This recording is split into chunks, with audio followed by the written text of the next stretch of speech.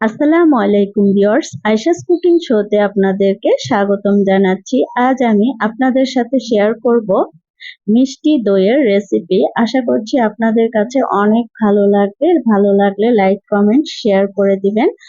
তো ভিউয়ার্স, চলুন তাহলে রান্নাটি শুরু করি বা রেসিপিটি শুরু করি। তো আমি এখানে 1 কেজি দুধ নিয়েছি, একটা পাতিলে চুলায় দিয়েছি। এখনো চুলা অন করিনি। তো এই চুলায় দুধ হতে থাকুক। আমি আর একটা পাতিল নিয়েছি, সেই পাতিলে দিয়ে দিচ্ছি 3 টেবিল চামচ চিনি। চিনি দিয়ে আমি ক্যারামেল করে নিব। একদম মৃদু আঁচে এই ক্যারামেল করে নিব। দেখুন ক্যারামেল প্রায় হয়ে গেছে। আমি চুলা বন্ধ করে দিয়েছি। বেশি হলে আবার দই তিতা হবে। আমি চুলা বন্ধ করে দিয়েছি। তারপরে 4 চামচ দুধ দিয়ে দিলাম। দিয়ে ভালো করে নেড়ে দিব। দেখুন দুধের কালার কত সুন্দর হয়েছে। ক্যারামেল পুড়ে গেলে কালার ভালো হবে না। তো এরপর আমি স্টেনারে 1/2 কাপ মিষ্টি দই নিয়েছি। তারপরে 2 টেবিল চামচের মতো টক দই দিয়েছি। দিয়ে পানি ঝরতে দিব আলাদা সাইডে। এরপরে আমি দুধের ভিতরে 1/2 কাপের একটু বেশি চিনি দিয়ে দিচ্ছি। চিনি দেওয়ার পরে দিয়ে দিচ্ছি 3 টেবিল চামচ গুঁড়া দুধ। এই গুঁড়া দুধ দিলে আপনার দুধ বেশি জাল করতে হবে না। তো আমি ভালো করে নেড়ে দিচ্ছি। দুধে একটা বলক উঠিয়ে নিব। উঠানোর পরে আমি সেই ক্যারামেলের পাত্রে ঢেলে দিচ্ছি।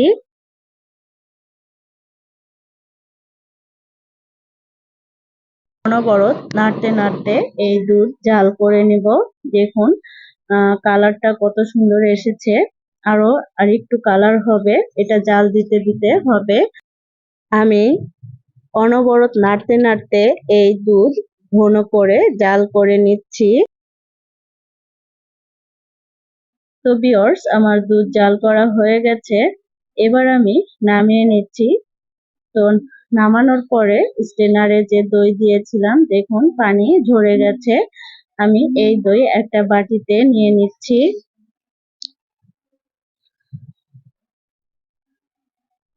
নেওয়ার পরে এই দই আমি ভালো করে ফেটিয়ে নিব। দেখুন আমি চামচ দিয়ে ভালো করে ফেটিয়ে নিচ্ছি।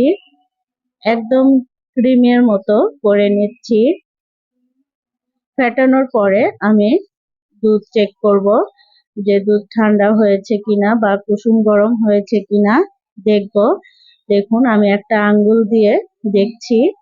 যদি এরকম অবস্থায় আপনার আঙ্গুলে সহ্য হয়, তাহলে মনে করবেন যে দুধ কুসুম গরম হয়েছে, আর বেশি ঠান্ডা করা যাবে না।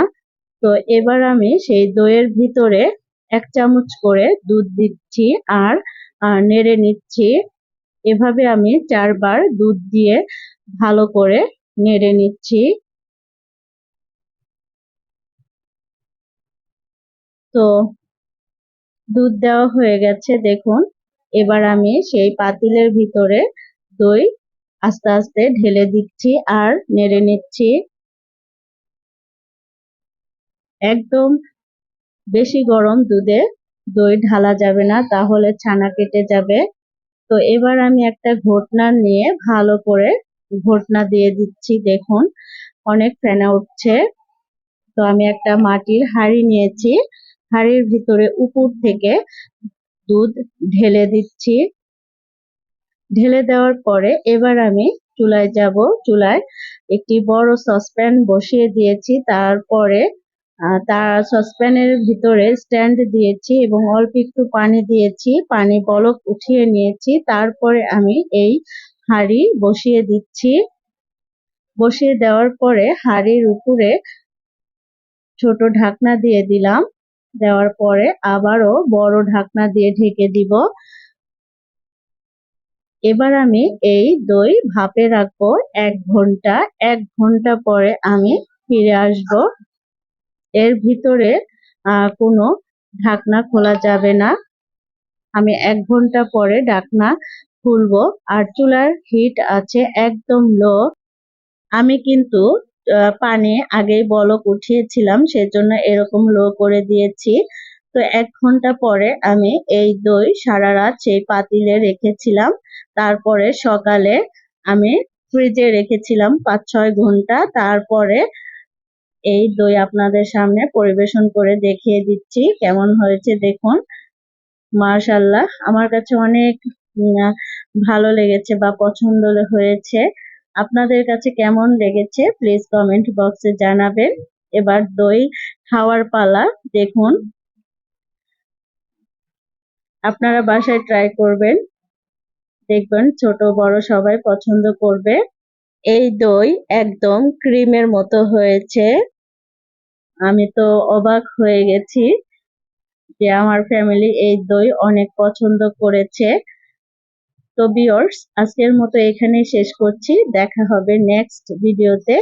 আপনারা ভালো থাকবেন, সুস্থ থাকবেন, আমার ফ্যামিলির জন্য দোয়া করবেন। আর নতুন নতুন ভিডিও পেতে আমার চ্যানেল সাবস্ক্রাইব করে রাখবেন। যারা ফেসবুক থেকে দেখছেন প্লিজ পেজটি ফলো করে দিবেন। আসসালামু আলাইকুম, আল্লাহ হাফেজ।